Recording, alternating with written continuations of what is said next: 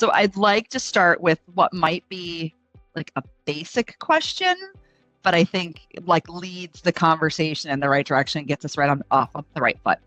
So, and I'm gonna start with you, Nicole. So can you share what an accommodation is? Yeah, thanks, Sarah. So an accommodation, can come in many different forms. So it could either be a new request or a change to an employee's workplace setting or their job duties. And it has to be related to a medical condition or their own health condition. It can either be related to an absence from work or when the employee is working, but they need something in their work setting. If it's related to an absence, it could either be time off of work in either a block of time, or it could be intermittent, a day here or a day there. And then similar to FMLA, absences can also be part-time hours. Well, thank you. I think that sets a great baseline for us to work from. So Lori, can you dive a little bit deeper and share with us what conditions can trigger the need for the consideration of an accommodation? Yeah, so under both the Americans with Disabilities Act, which we'll call the ADA, and the Pregnant Workers Fairness Act, the PWFA, these are both federal laws. Employers have to consider accommodations when an employee has a condition that affects their ability to perform the essential functions of the job.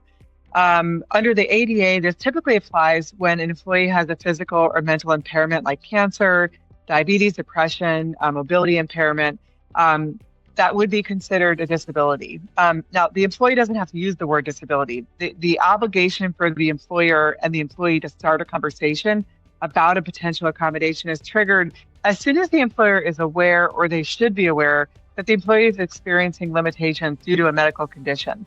But under the Pregnant Workers Fairness Act, which is fairly recent, became effective in 2023, the trigger there is a little bit broader. So where under the ADA, we're looking at things that are typically defined as a disability. Under the PWFA, it's anytime the employee has a known limitation related to pregnancy, childbirth, or a related medical condition, something like lactation, whether or not that limitation rises to the level of a disability like it would need to under the ADA. So things like even temporary conditions, morning sickness, lifting restrictions, the need for more frequent breaks. So for pregnancy, we're looking for even short-term non-disabling conditions that would qualify under the PWFA. So in both cases, once the employer becomes aware of a condition that might qualify, they have an obligation to begin that interactive process if the employee needs an accommodation.